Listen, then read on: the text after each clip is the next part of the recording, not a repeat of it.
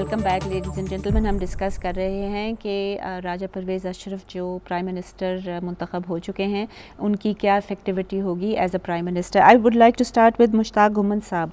घुमन साहब, आपने ये थोड़े से मुझे पेपर्स दिए थे प्रोग्राम से पहले। इसमें जो जस्टिस डिपार्टमेंट है, यूएस जस्टिस डिपार्टमेंट है, उन्होंने कुछ ट्रांसपेरेंसी इंटरनेशनल पाकिस्तान के हवाले से कुछ कहा है। कुड यू इन्होंने असल में बेसिकली खत लिखा था उनको, ट्रांसपेरेंसी इंटरनेशनल पाकिस्तान ने उनके यूएस जस्टिस डिपार्टमेंट को खत लिखा था, क्योंकि उस यहाँ जो रेंटल पावर प्लांट्स लगे थे उसमें वाटर जो कंपनी है अमेरिका की, उसने भी लगाए थे, की गालिबन कंपनी है एक। जी। तो उन्होंने ये कहा था कि चूंकि ये जो कॉन्ट्रैक्ट्स हुए थे ये नॉन ट्रांसपेरेंट थे और इसमें करप्शन हुई है, लिहाजा आप कि जो अमेरिकन कंपनी है उसके खिलाफ इन्वेस्टिगेशन आप करें। लिहाजा उन्होंने तो इन्वेस्टिगेशन शुरू की हुई है और हमारे जो नहीं शुरू नहीं की, उन्होंने ये लिखा है, let me read it, please submit any additional information relevant to allegations of bribery by rental power plants in Pakistan within the next 30 days. यानी कि अभी उन्होंने मांगी है कि आप हमें अगले 30 दिन तक हमें आप रेलेवेंट डॉक्यूमेंट्स को पेश करें। तो क्या मतलब ये कह सकते हैं उन्होंने इंटेंशन शो किया है कि अगर आप हमें देते हैं तो हम उसको प्रोसीड करेंगे। पर पाकिस्तान में नैब जो है उन्होंने तो अभी तक कुछ नहीं किया। नैब ने किया कि नहीं किया, मगर ये जो चीज़ है, let me come to you, ये चीज़ जो है ये अब जारी है।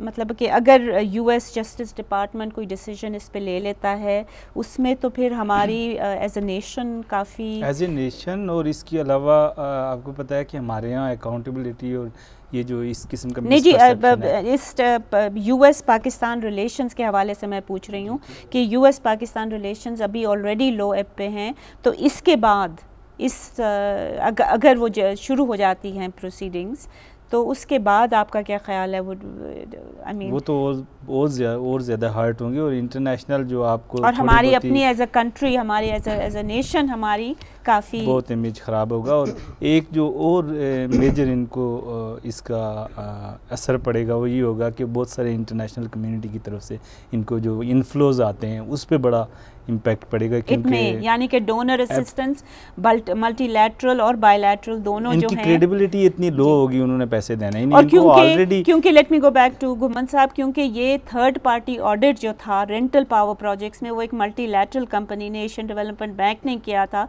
तो उनको एग्जैक्ट डिटेल्स के ये कहाँ कहाँ चीज़ें ख़राब हुई और यही जो ऑडिट था इसी की वजह से कोर्ट डिसीजन आई थी। Court relied on that report क्योंकि वो अनबायस्ड थी।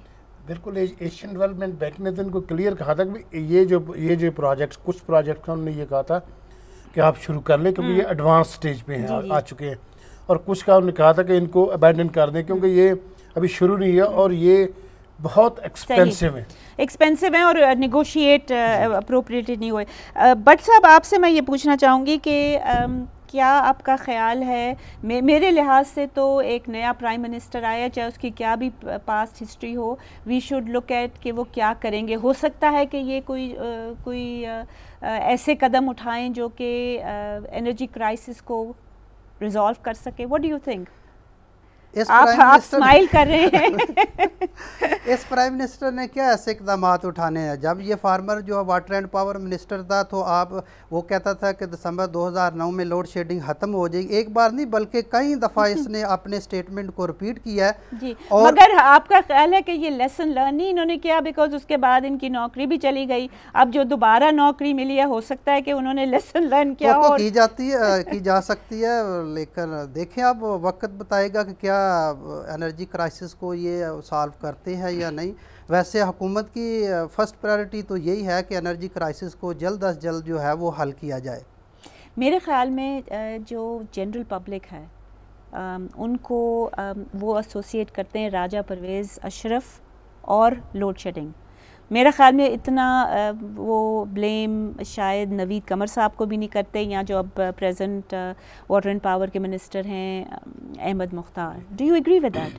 उसमें ये है कि जो ज़्यादा अरसा जो है वो चूँकि राजा साहब और राजा साहब ने क्लेम्स भी बहुत किए, कमिटमेंट्स की, अनाउंसमेंट्स की, और मगर उसको मटेरियलाइज नहीं कर सके।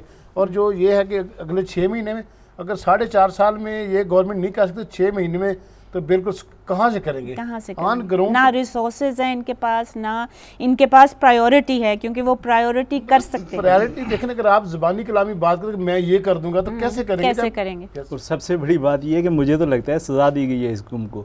राजा साहब ने जो लोड शेडिंग दी है, उन्होंने कहा इनको इनाम के तौर पे वज़ीर-ए-आज़म बना दें। What do you think? Do you think कि क्या पब्लिक बट साहब पब्लिक का क्या रद्द अमल होगा अगर ये इलेक्शंस में चले जाते हैं और ये लास्ट कर जाते हैं टिल द नेक्स्ट इलेक्शंस?